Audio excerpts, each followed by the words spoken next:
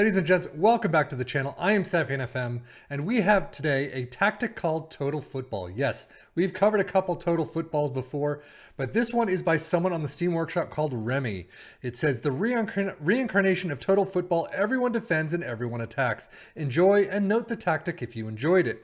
There is some comments in there. There's a lot of screenshots, which is fantastic to see, so definitely check it out when you get a chance.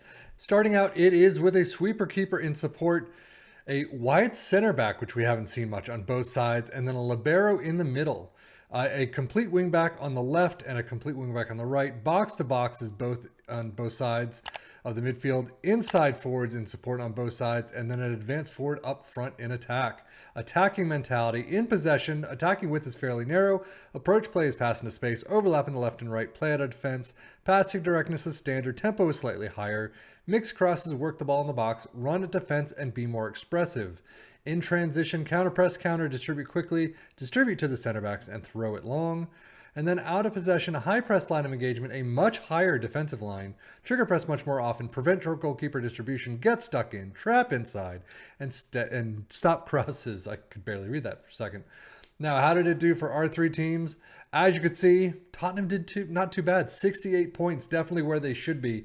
Wolves and Newcastle, 52 and 51 points apiece. So not great there. Wolves probably right about average, but Tottenham doing somewhat well. Schedule-wise, Tottenham starting out not on the greatest foot. Not a great August or September, but they do pick it up in October with 2 losses and a draw, but everything else is nice and green. They do continue in all cups until the first match post-World Cup. Man City 1-3, Carabao Cup 4th round loss. Not great. FA Cup, however, and Champions League you continue on. FA Cup quarters is where you drop out against Arsenal 0-3. And then Champions League, PSG in the quarters. Not the greatest. However, a fantastic May definitely brings you up a bit in the table.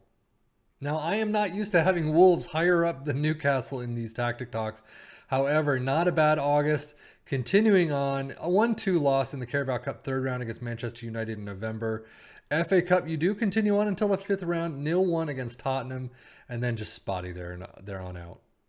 Newcastle definitely not having a fantastic first half of the season. You do continue on in the Cups, however, up until actually Carabao Cup final. You get to the final, which is fantastic. You lose out to Manchester City 2-5, though. FA Cup 5th round, the game after, 2-2 draw loss in penalties against West Ham. And then everything else is just spotty as usual. Transfer-wise, nothing really new, although Hugo Lloris does go out on my birthday. 4.3 million to Qatar. Incomings, you do have Luis Semedo from Benfica. Barbosa comes in, is always a nice player. Bika from MRT. Vickers, and then Bikian again from Juve, always comes in. For Wolves, Adama Traore to Man City this time, 43 million. I guess Tottenham's bid was probably rejected. But Yuri Medeiros from Braga, and then Barreiro from Mainz for 15 million. 2 players I have not really seen come in before. At least Medeiros, maybe? I don't remember. Nobody out for Newcastle except for loans.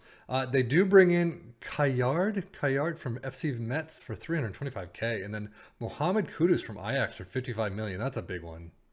So what does that mean for our squads? Eric Dyer this time around, 44 plus 4 appearances. Kulusevski with 43 and 3, as does Perisic. Goals-wise, 39 for Kane. He's up there yet again.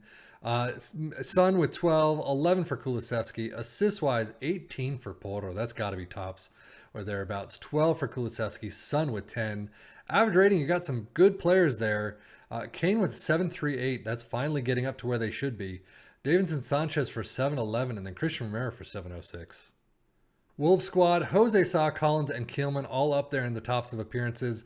Goals, 36 for Geddes, who's not even there. Jimenez with 22, 11 for Cunha, and 8 for Neto. So, not too bad. The 22 for Jimenez is a little bit above average. It's actually probably pretty above average thereabouts. But assist-wise, wow. 8 for Semedo, 7 for Neto, and 6 for Neves. Awful showings there. 714 for Collins. Jimenez was 707, as does Nunez. Overall, I mean, they may be above Newcastle by a point, but wow, it's really not great. And speaking of Newcastle, 46 plus 1 appearances for Isaac. Only the plus 1 above with Trippier. 45 plus 1 for St. Maximin. Goals, 44 for Isaac. Insane as usual. 16 for St. Maximin and 10 for Joelinton. Assists, on the lesser side of average for these clubs. St. Maximin with 14, 13 for Trippier, and 10 for Almiron and Jolinton. 749 for Alexander Isak. That is a great place to be. He's usually up there when he does really well.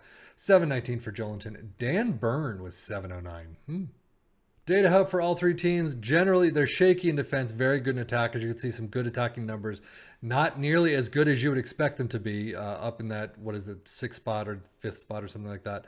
But they're still good enough to get up to where they were. And defensively, yeah, not great.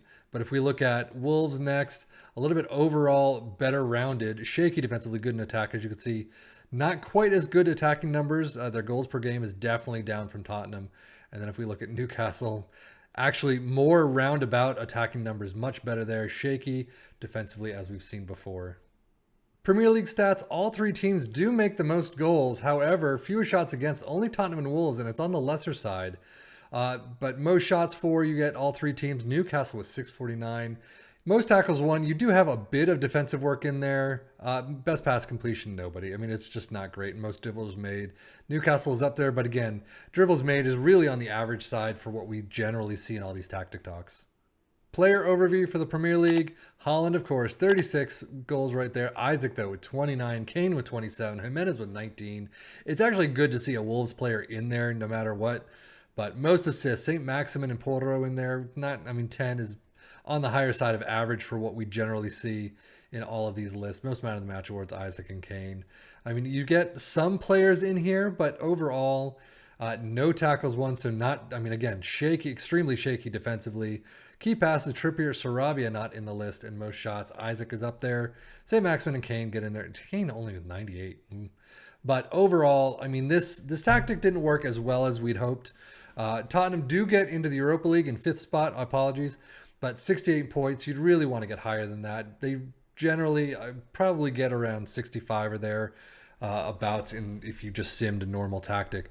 But, again, this is just a sim.